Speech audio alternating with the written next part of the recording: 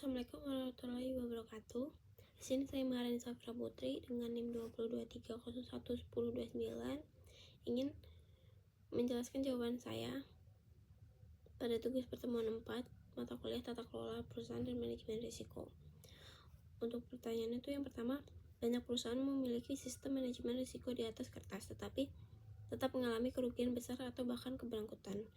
Menurut Anda, apa penyebab utama kegagalan manajemen risiko di perusahaan? Apakah karena ketidaktahuan, kurangnya komitmen, dan faktor lainnya? Lalu berikan satu contoh perusahaan yang gagal.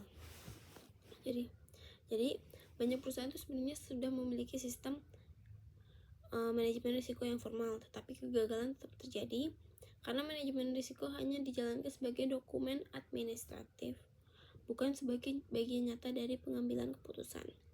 Menurut saya, penyebab utama kegagalan manajemen risiko bukan ketidaktahuan, melainkan kurangnya komitmen manajemen puncak, lemahnya budaya risiko, serta kecenderungan mengabaikan risiko demi mengejar target jangka pendek.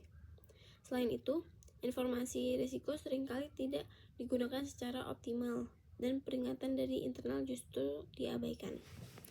Untuk contoh nyatanya tuh di Indonesia yang kita tahu PT Asuransi Jiwasraya. Jiwasraya mengalami kerugian besar hingga gagal bayar karena lemahnya manajemen risiko investasi.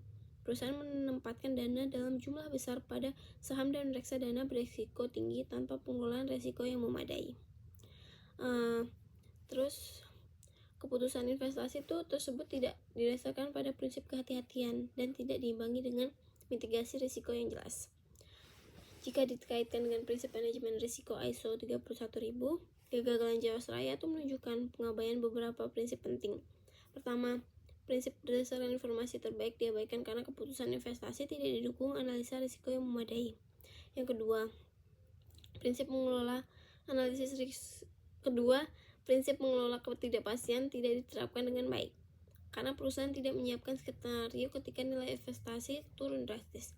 Lalu yang ketiga, prinsip terintegrasi juga gagal diterapkan karena manajemen risiko tidak benar-benar terhubung dengan keputusan strategis direksi. Selain itu, lemahnya komitmen dan pengawasan menunjukkan bahwa prinsip meningkatkan keberlanjutan tidak berjalan. Lalu kasus Jiwasraya itu menunjukkan bahwa keberadaan sistem manajemen risiko saja tidak cukup.